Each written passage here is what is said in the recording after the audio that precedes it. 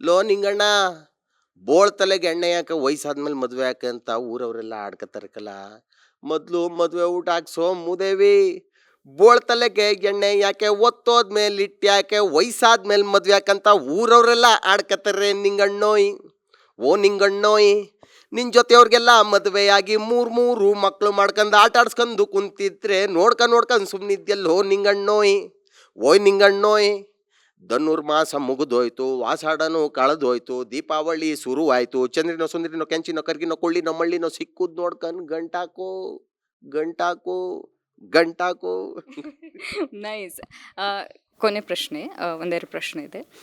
ಈಗ ಆರ್ಕೆಸ್ಟ್ರಾದಿಂದ ನಿಮ್ಮ ಜರ್ನಿ ಶುರುವಾಗಿ ಕೊನೆ ಅಂದ್ರೆ ಲಾಸ್ಟ್ ಅಲ್ಲ ಕೇಳ್ತೀನಿ. ಕೊನೆ ಅಂದ್ರೆ ಲಾಸ್ಟ್ ಅಂತ. ಎರಡು ಪ್ರಶ್ನೆ. ಅದು ಕೊನೆ ಆಗಲ್ಲ. ಓಕೆ, ಆರ್ಕೆಸ್ಟ್ರಾದಿಂದ ನಿಮ್ಮ ಜರ್ನಿ ಶುರುವಾಗಿರೋದಲ್ವಾ? ಅದು ಹೇಳಕ್ಕೆ ಅದು ಒಂದ್ ಗಂಟೆ ಟೈಮ್ ಇಂಟರ್ವ್ಯೂ ಅದನ್ನ ಕೇಳಲ್ಲ, ಅದನ್ನ ಕೇಳಲ್ಲ.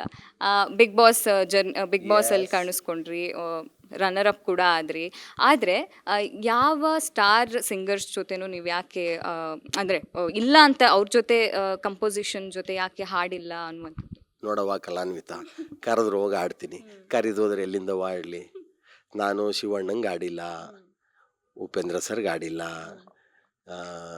ಯಾರು ಧ್ರುವ ಸರ್ಜವ್ರಿಗೆ ಆಡಿಲ್ಲ, ಯಾಕೆ ಅನ್ಸುತ್ತೆ? ಸುದೀಪ್ ಅಣ್ಣಂಗೆ ಆಡಿಲ್ಲ, ದರ್ಶನ್ಗೆ ಆಡಿಲ್ಲ, ಯಶ್ಗೆ ಆಡಿಲ್ಲ, ವಿಜಯ್ ಅಣ್ಣಂಗೆ ಆಡಿದ್ದೀನಿ. ಹೌದು, ಆಯ್ತಾ, ಅಷ್ಟೇ. ಓಕೆ.